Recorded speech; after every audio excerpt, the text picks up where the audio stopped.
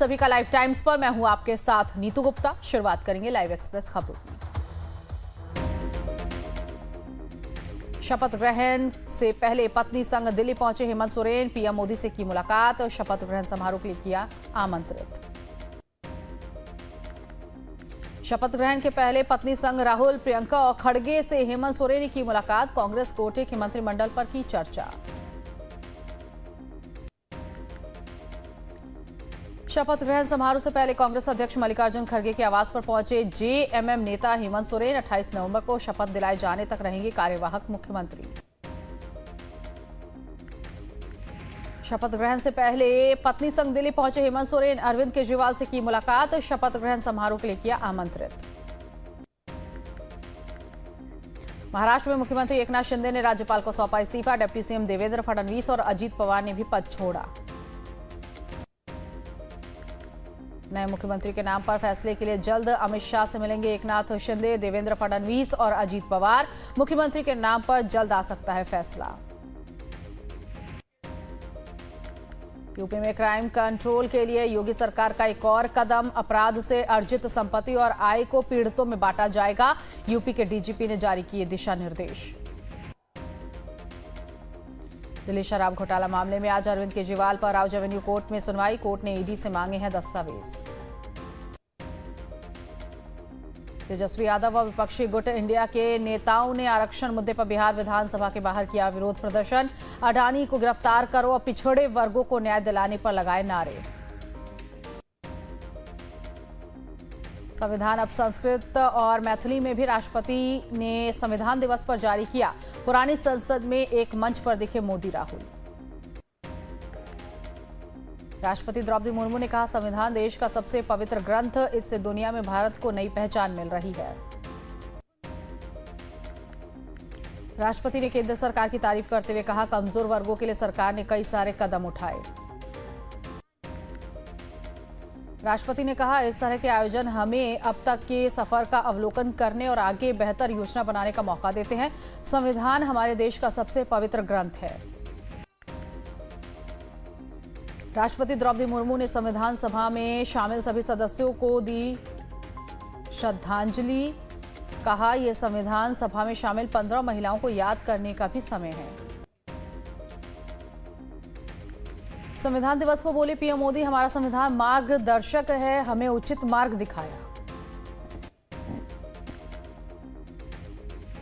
PM Modi ने कहा, जम्मू कश्मीर में पहली बार संविधान दिवस मनाया गया। लखनऊ में संविधान दिवस के कार्यक्रम में सीएम योगी हुए शामिल। सीएम योगी ने बाबा साहेब अंबेडकर को दी श्रद्धांजलि। लखनऊ में संविधान दिवस पर मुख्यमंत्री योगी आदित्यनाथ ने कहा, संविधान ने मताधिकार की ताकत दी है, महिलाओं को मताधिकार की ताकत दी। लखनऊ में संविधान दिवस पर मुख्यमंत्री योगी आदित्यनाथ ने कहा, संविधान हमें संरक्षण सम्मान प्रदान करता है। भारत का संविधान नागरिकों को सम्मान देता है। संविधान पर कांग्रेस का कार्यक्रम, चली गई लाइट। राहुल गांधी बोले, दलितों की बात करने पर बंद होता है माइक। संविधान सत्य और अहिंसा की किताब, हिंसा की इजाजत नहीं देता। राहुल गांधी का बीजेपी पर हमला। कांग्रेस नेता राहुल गांधी का बीजेपी और आरएसएस पर हमला। कहा, एससी एसटी पिछड़ों के सामने खड़ी दीवार मजबूत कर रहे हैं मोदी और आरएसएस। देश के संविधान दिवस पर केंद्रीय मंत्री शिवराज सिंह चौहान का बयान, हम भी सुरक्षित और संविधान भी सुरक्षित हाथों में है।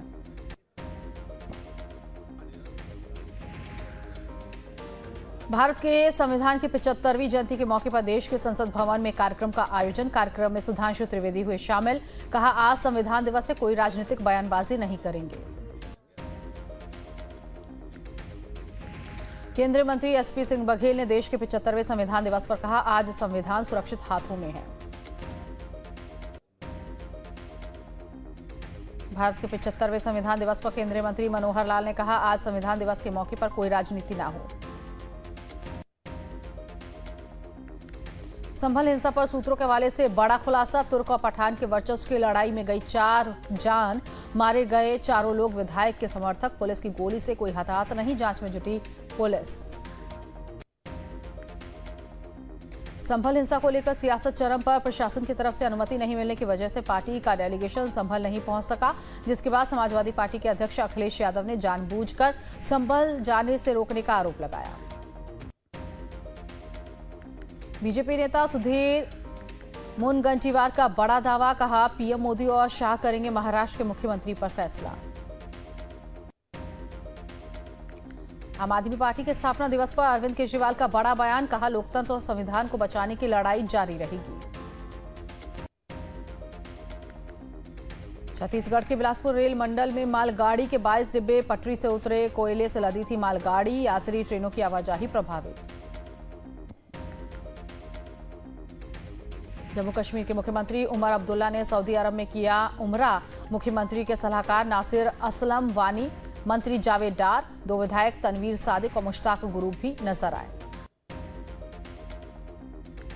यूपी के आजमगढ़ में अरबों रुपए के इंटरनेशनल साइबर गैंग का खुलासा, किराए के मकान में चलाया जा रहा था साइबर अपराध का गैंग, 11 अभियुक्त गिरफ्तार, 2 करोड़ के ट्रांजैक्शन को पुलिस ने किया फ्रीज, 35 लाख रुपए का सामान बरामद। छत्तीसगढ़ के दुर्ग जिले में शराब के लिए पैसे देने से इनकार करने पर 2 बेटों ने अपने पिता की पीट कर हत्या कर दी, मां को भी गंभीर रूप से घायल कर दिया। पुलिस ने दोनों सगे भाइयों को गिरफ्तार कर लिया। हरिद्वार के रानीपुर कोतवाली क्षेत्र में एक व्यक्ति ने अपनी पत्नी और सास की गोली मारकर हत्या कर दी, उसके बाद खुद को भी गोली मारकर आत्महत्या कर ली। रामनगर कोतवाली पुलिस ने नशे के खिलाफ अभियान चलाते हुए भारी मात्रा में 26 किलो अवैध गांजा जब्त किया है। तस्करों को गिरफ्तार कर उन्हें कोर्ट में पेश करने की कार्रवाई की है। बरेली के भूता थाना क्षेत्र के नवदिया पेट्रोल पंप के पास पुष्पेंद्र हत्याकांड के आरोपी को पुलिस ने गिरफ्तार किया, 25,000 रुपए का इनामी था। मादक पदार्थ की तस्करी करने वाले 2 तस्करों को पुलिस ने 1 किलो अफीम के साथ गिरफ्तार किया। तस्करों के पास से 2 एंड्रॉयड मोबाइल और 1480 रुपए जब्त हुए हैं। हरियाणा में केंद्रीय राज्य मंत्री के घर के पास फायरिंग के मामले में सीसीटीवी फुटेज आया सामने, फिलहाल पुलिस मामले की छानबीन कर रही है। दिन दहाड़े सूने घर में चोरों ने चोरी की घटना को अंजाम दिया, सीसीटीवी में कैद हुआ घटना जांच में जुटी पुलिस। 300 ग्राम चांदी के जेवरों के अलावा 23,000 रुपए नकदी भी बरामद। यूपी के कौशांबी जिले के कछार इलाके में जमीन को लेकर 2 समुदाय के लोगों के बीच बवाल, जमीन को लेकर हुए बवाल में जमकर चले लाठी डंडे और फायरिंग हुई। गोली लगने से एक युवक गंभीर रूप से जख्मी हो गया।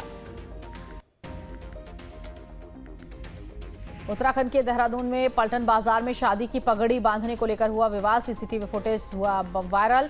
पुलिस ने आरोपियों के खिलाफ जानलेवा हमले का मुकदमा दर्ज कर लिया। नोएडा पुलिस के हाथ लगी बड़ी कामयाबी, वाहन चोरी करने वाले गैंग का पुलिस ने किया खुलासा। नोएडा थाना 113 पुलिस ने शातिर चोरों को पुलिस ने पकड़ा। चोरों के कब्जे से 6 बाइक 2 स्कूटी बरामद।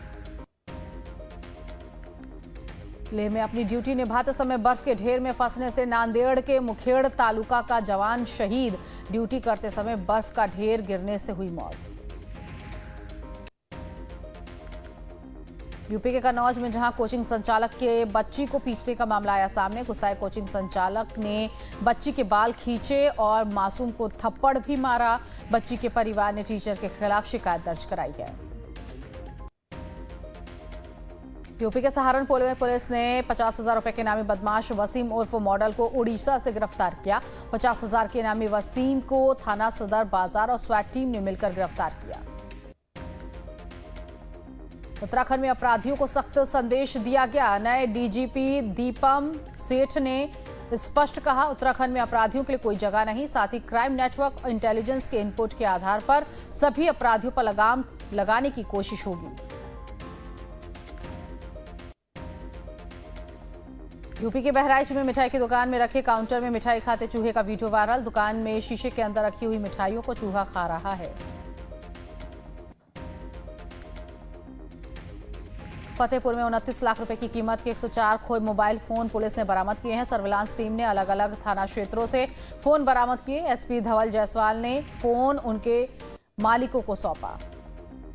राजधानी लखनऊ में ग्रामीण क्षेत्र में हुआ सड़क हादसा, गन्ना लेकर जा रहे ट्रक ने एक व्यक्ति को रौंदा, व्यक्ति की मौके पर ही मौत। घटना से आक्रोशित परिवार ने जमकर हंगामा किया।